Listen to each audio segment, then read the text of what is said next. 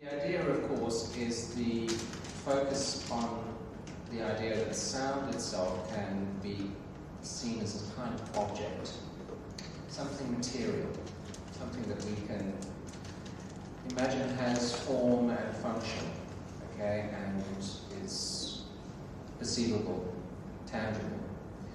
But there's also the intangibility of sound and the idea that it's disembodied from a kind of object. It has a particular space, occupies maybe a disembodied space. In nearly all musics, we perceive the presence of some kind of material object when we listen to it. But in truth, if we are divorced from the process of making the sounds themselves, ourselves, in essence, this object does not actually exist. Since the advent of electronic forms of music, this has become particularly potent, especially when music is designed to be played over loudspeakers exclusively, acousmatic art, for example. However, there are elements of both materiality and materiality in electroacoustic music. And I'm going to give you an overview this afternoon of both of these ideas. The notion of materiality and immateriality in electroacoustic music refers to how composers and artists manipulate and interact with sound elements in their compositions. Here are some examples. Materiality emphasizes the use of tangible physical sound sources, such as acoustic instruments, in the case of Stockhausen was the tam-tam, found objects or recorded sounds from the natural world. In a recent work that I've done with pipe organ and live electronics that was performed here in May at the Beeps Symposium, here is a score from the opening of the work, and you can see that there is immediate concrete material when we listen to it that gradually becomes transformed into the immaterial. So I'm going to play that now.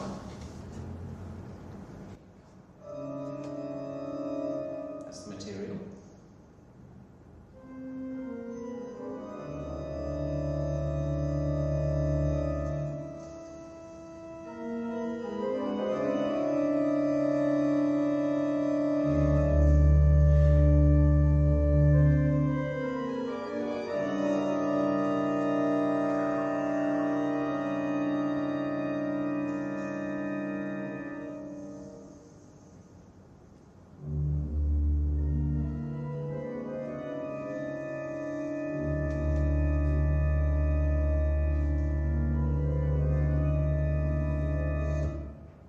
Okay, so you can hear that the distinction between what's happening in the electronics and the object becomes blurred, and it becomes even more blurred in the next part. So we can use sound manipulation to take that even further. And we can manipulate these physical sound sources, like the physical sound source of the pipe organ in this example, through various techniques such as re-recording, processing, post-editing, etc., whatever it happens to be. And these actions often involve concrete actions that transform the material from the natural sound itself. So here's that continuation.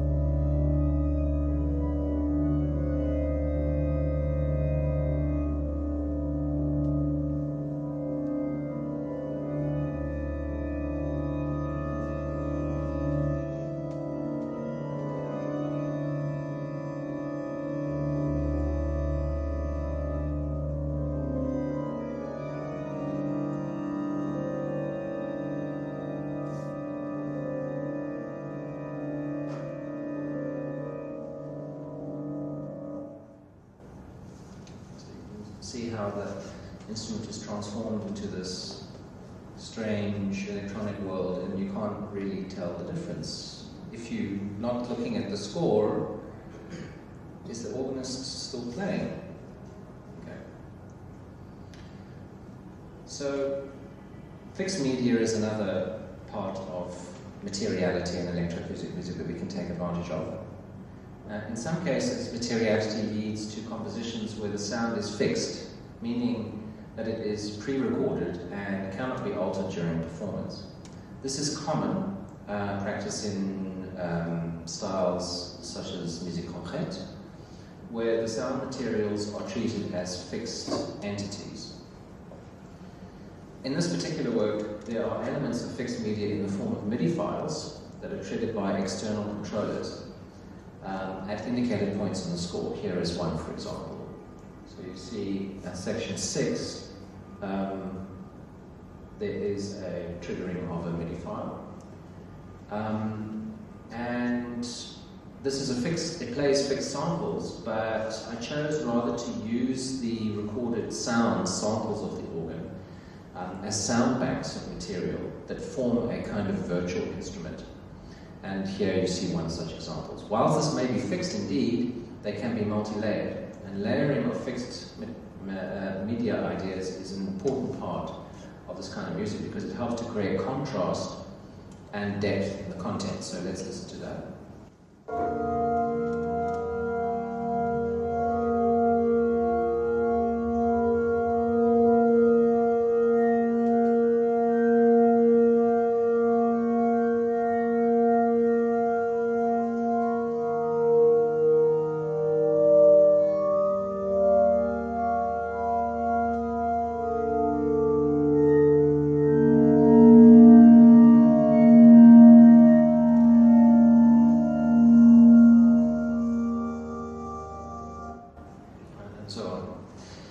So that's an analog synthesizer that is being layered with the pre-recorded organ sounds that the organist just played, and it's triggered by a MIDI file.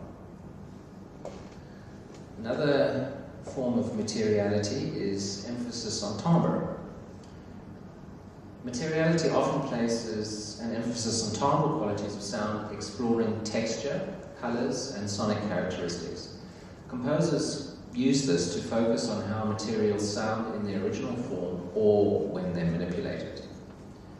In this example, we see the organ's unprocessed sound integrated with an analog synth, which foreshadows what comes next.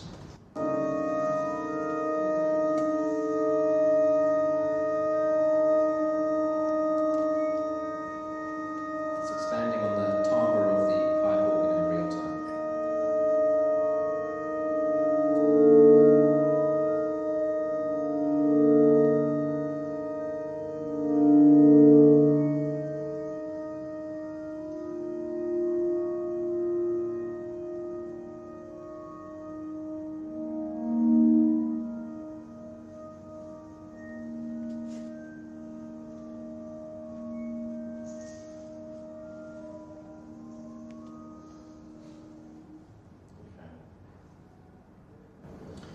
So this is what comes next. We can use instrumental extensions as another way of generating materiality in electroacoustic music.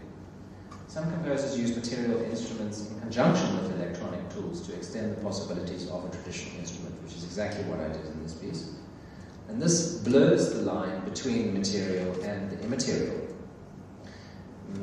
because what it does is it creates ambiguity in the sound, especially if you treat it with sympathetic timbral elements. So I will show you some examples later that include this. So here is where a clear example of what I've just described occurs, and this is towards the end of the work in the concluding section. This is about a 90-second clip.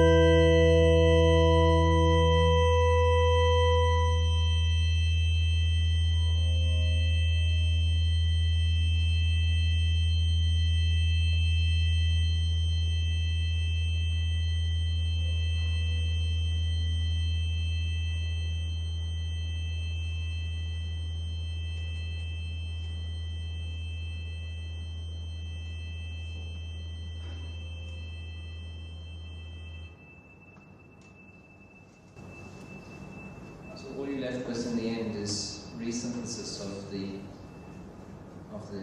original sound, complete resynthesis of the original sound. Onto immateriality. Immateriality explores the creation of sound from scratch using digital synthesis techniques. This involves the generation of sound through algorithms, mathematical processes, rather than from physical sources. Immateriality can explore the creation of sound from scratch using digital synthesis techniques.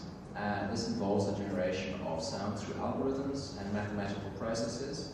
And here I have an example where various partials, particular partials, are extracted. So using Fourier analysis, which is a mathematical process of identifying components present in a vibration, what their sinusoidal components are. And then you can take advantage of those compositionally in real time by applying various processes that use that information. So here's an example. This is now resynthesis using Fourier analysis in real time of the organ. So this is immateriality.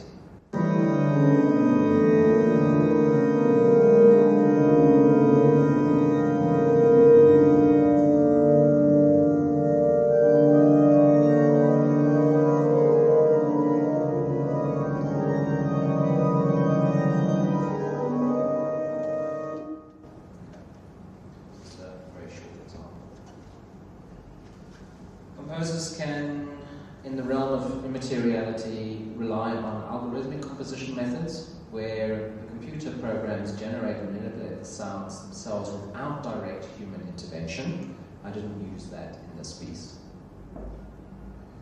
Immateriality can also involve real-time processing of sound, where the characteristics of a sound are continuously altered during performance using computer-based systems. This allows for dynamic, ever-changing sonic landscapes. Here is an example. We have already heard a few examples of this, but this is different from the ones we've already heard.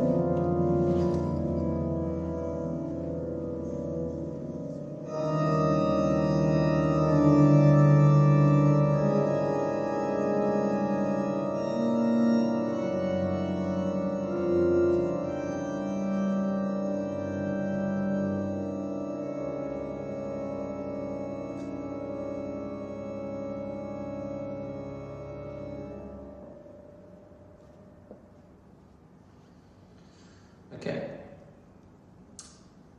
One of the other examples of tools that we have available to us is virtual instruments. This is where virtual instruments and software synthesizers are used to create and manipulate sound.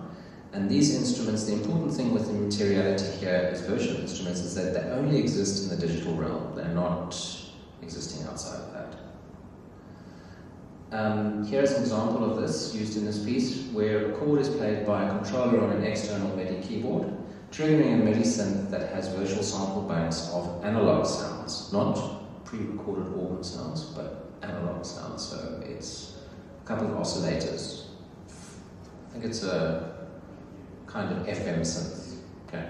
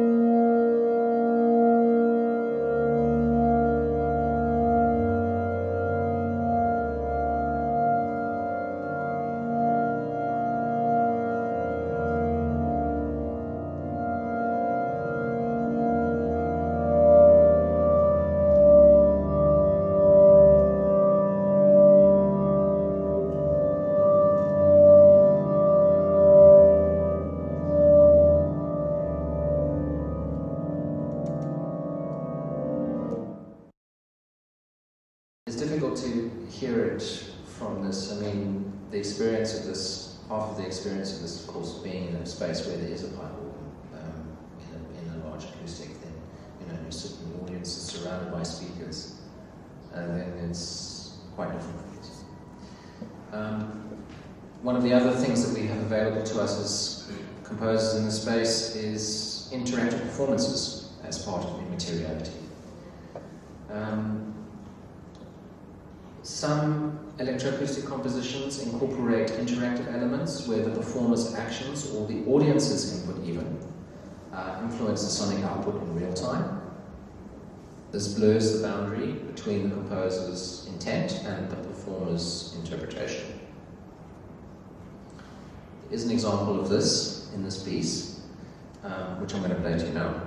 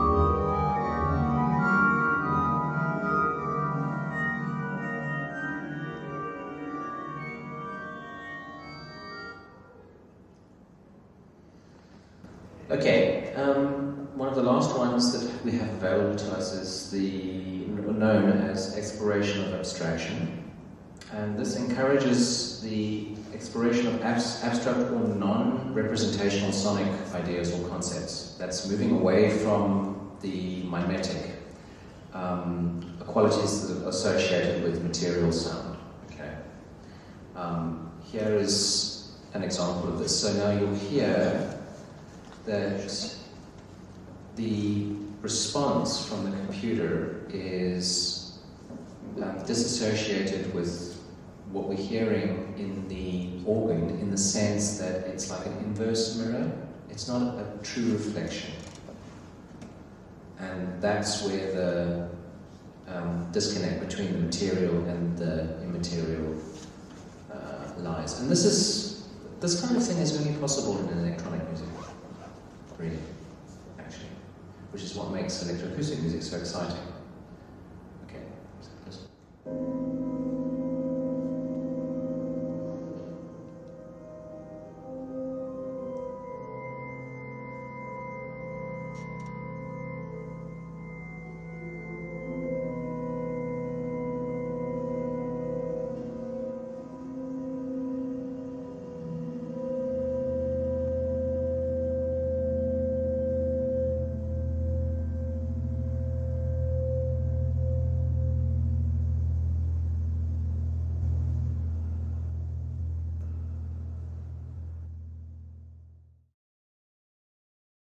Fluidity and transformation is another concept that we can use.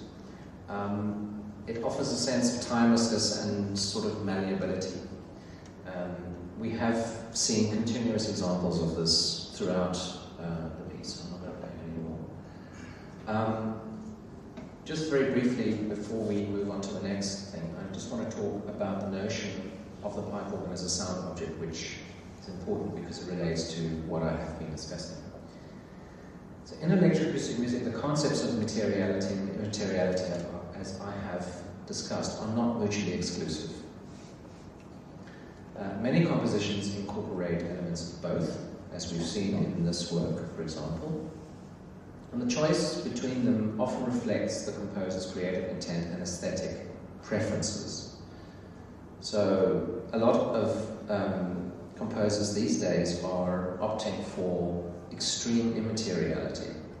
Okay, whereas traditionally, electroacoustic music in its traditional sense focused quite strongly on materiality. So, for example, you wanted to write a piece for bassoon and tape. You would go in and record the bassoon, extend the techniques from the bassoon, you would only use those sounds. You wouldn't introduce anything else, not even synthesis sometimes. Until, Stockhausen gave us Contactor, and that changed, set the scene for really, mixing all sorts of things together. And of course, John Cage's early tape works explored this notion. So they allow composers to explore a wide range of sonic possibilities, and of course push the boundaries of traditional music composition. So we see, again here now, we're starting to mix all sorts of things together to change what is available. So the notion of the pipe organ as a sound object in electroacoustic music represents an innovative approach to this very traditional instrument within the realm of electronic music, because what a lot of people forget is that the pipe organ is actually an additive synthesizer. It's actually like maybe the original synthesizer, because the flue pipes all have quite stable oscillations. They have quite pure tone oscillations, and then just add them in sequence, doubling sequence, so 8 foot, 4 foot, 2 foot, 1 foot. And then you have mutations of these, which makes combinations at the odd intervals, so at the 5th, at the 10th, the 13th, etc., which gives it coloration. But the fundamentals are often sinus tones. I mean, if you play an 8 foot open diapason or something, and have a look at the spectral information from such a pipe, you'll see that it looks like a sinus tone. It doesn't look like this. And you add these together, and then you have a synthesizer, basically. A big one, but an analog one. It certainly is analog. So we can treat the pipe organ as an instrument in materiality, but also not as an instrument. We can treat it as a source of sound. So it has this material, immaterial possibility that can be manipulated, transformed, and integrated. So in electroacoustic music, a sound object is a discrete unit of sound, often extracted from its original context, and is treated as a distinct entity for creative manipulation. So we can find this thing that we can work with, this seed, as it were. So it encourages composers to focus on inherent qualities of sound, of the sound source, divorced from the conventions of the musical note, all right, which is something that Grisey wanted to get away from as well, the idea of the musical note. Get away from this idea of the musical note and move into the realm of the partial. The transformation of organ sound gives us enormous possibilities because it's a synthesizer and you can change the tone color in real time. So you can use granular synthesis, spectral processing, filtering, time stretching, which is what I did. I didn't use time stretching actually, but certainly filtering, spectral processing, etc., which you heard in the examples that I played. We can sample and record in real time and play back. We can use this to extend the sounds and assist in capturing nuances of sounds that we have already processed and layer them. Gives us endless possibilities for precise control and manipulation of sounds from instruments, acoustic instruments in real time. And we can spatialize them as well. So we can put 8 speakers up inside a big space in a hall where there's an instrument, and decide to send that particular process to that speaker and another one to somewhere else. This is what's being done in live electronic music all over the world. Now it adds enormous theatre to the music. It's incredible. incredible. It can be a lot of fun to listen to it in that way. And this helps to create immersive experiences, of course. Another thing we can think about is the hybrid approach, which allows the combination of the instruments with electronic elements generated in real-time performance, real-time processing, manipulation of, say, any instrument, but in this particular case, the organ's sound during live performance, which you heard. So I would push a button on my external controller that is indicated in the score that would capture what the organist was doing, and then through various processes, it would process it in real time and play it back.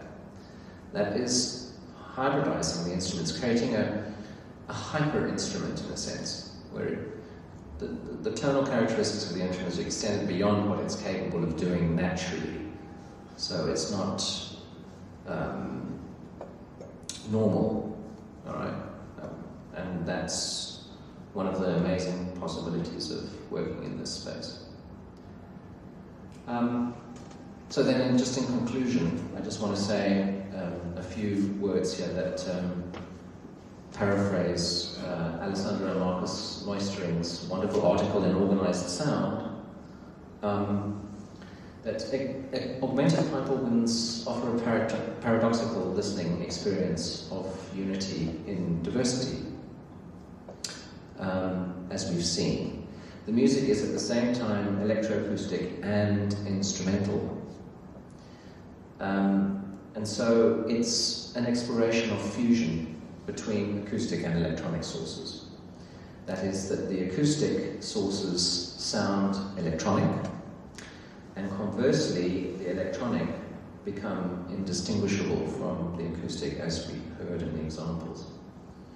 And so the augmentation allows for creating a wide variety of musical material, including micro-variations, dynamic nuances, overlaps, imitations, overlays, intonations, formant processing, spectrals, partials, etc., and everything else in between. Even to the extent that you could hook up a microphone to the bellows of the instrument, okay, and make it really sound like a heavy breathing thing, which it is.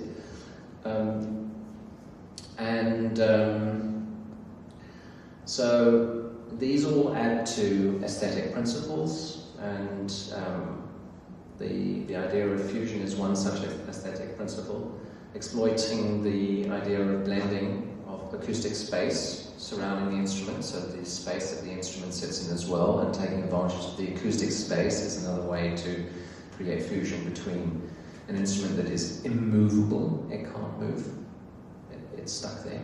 I mean, pipe organs are massive things that weigh, I don't know, 50, 100 tons probably.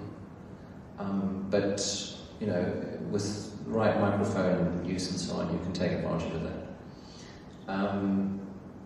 So you can use the room response to transform the sound created by many different single sound sources into a consistent type of soundscape that is very organ-like.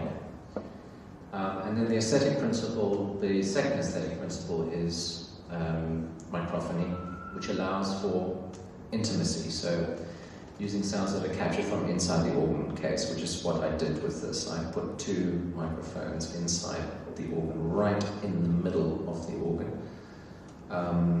Use two very good large diaphragm side address condensers, omnidirectional, aka GC414s, straight into interface. Close to the pipes, right in the center of the action. It's very effective.